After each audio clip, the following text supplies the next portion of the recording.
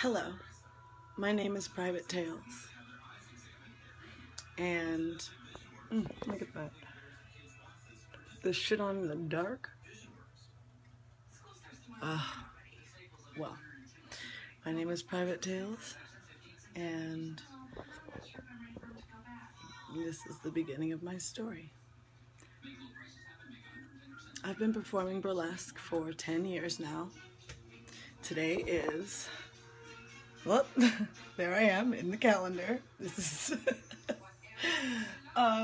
is my Chocolate City Burlesque and Cabaret 2015 calendar. Chocolate City Burlesque and Cabaret 2011. And that's my name right there. And that's my picture. And this is DuPont Circle. And today is August 15th. This story starts 10 years ago on August 11th. Well, the official story. I started with the DC Kings, thanks to the urging of my best friend to go out to lesbian clubs when I was first coming out.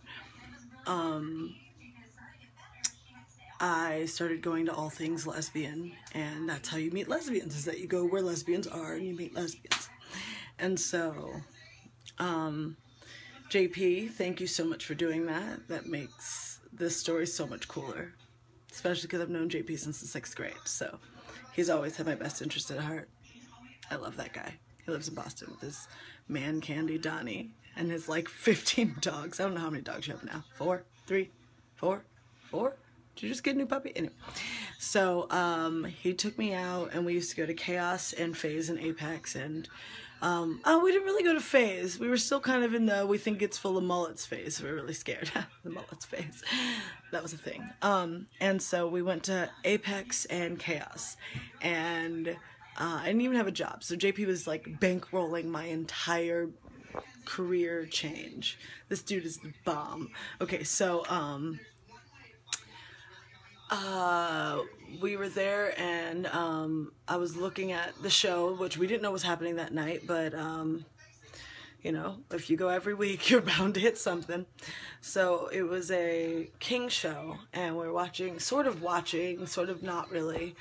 And I was like, what kind of show is this? Is that a dude or a chick? Because there was a performer named Queer Minion. No, that was her group.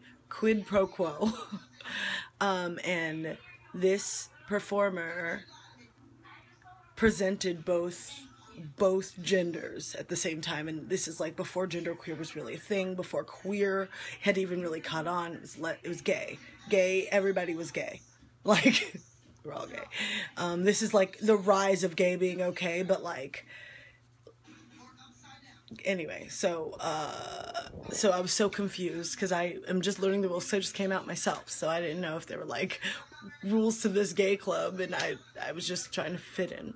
So they basically said, can you, if you want to do this, if you think you could do this, come to Phase 1, no, come back here, come to Chaos on this day, and there's a meeting. It was like the second Wednesday of every month, and that was the King meeting, and I went to the new King meeting, and like that I was a member of the Kings. You just signed up, you told them what your name was going to be, you filled out the form, they gave you a packet, they gave you kind of the legal limitations and a little tips and tricks on how to bind and how to put on mustache and how to like masculinize your walk and your entire persona, and a lot of really cool tips.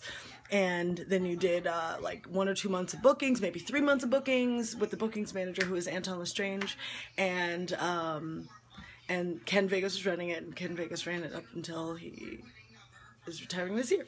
So and so I signed up for the show that was coming up that next Sunday or whatever. That Sunday, it was like 4 days later. And so I put together, thanks to the help, I did a straight up all that jazz act, and then at the end I took some choreography from Brooke and Lauren's Chicago mix in college, and that's how I ended it. So it was awesome. And the music was starting. I was so nervous I was gonna like throw up, and so I was actually like, okay, I'm just gonna come through the crowd. I'm gonna come that way. And then when it started, I just turned on, and I went through and I shook every single person in that bar's hand, and I said, thank you so much for coming. This is my first time. I'm so happy you're here. Thank you. And think I just chose my Black Friday act.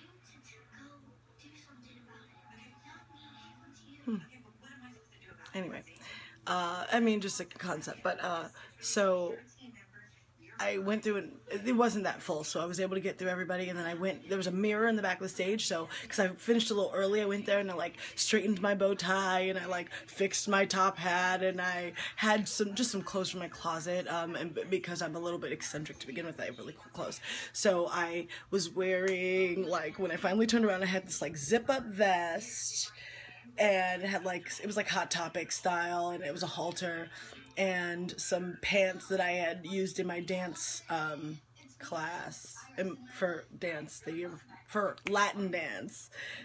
We did like a little salsa thing. Anyway, and I played a masculine character, so I wanted to get like flowy Selena-like pants. Anyway, whatever.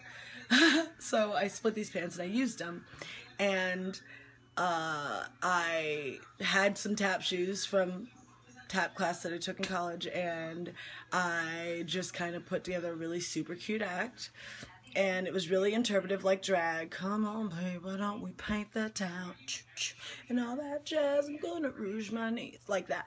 And it was really fun. I had just cut my hair into my lesbian haircut, which was like short in the back and like long in the front. It was like a really bad reverse bob that I wasn't even parting right. It was like center part. It was terrible. And there are pictures. I'll find one. And I did this act, and by the end, I had made $75 in tips.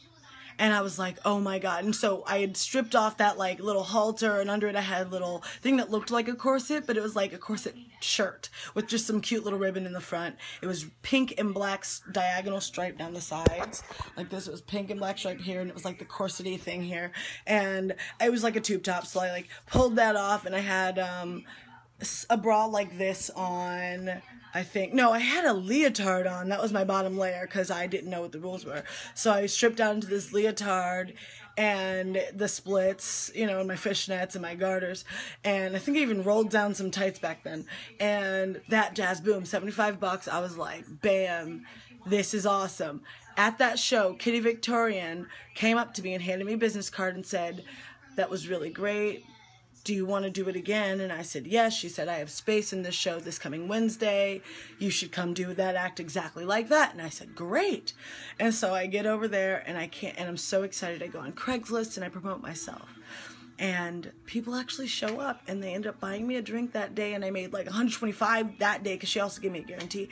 And it was crazy. I could not believe that I had found this thing that was going to pay me to do what I love to do.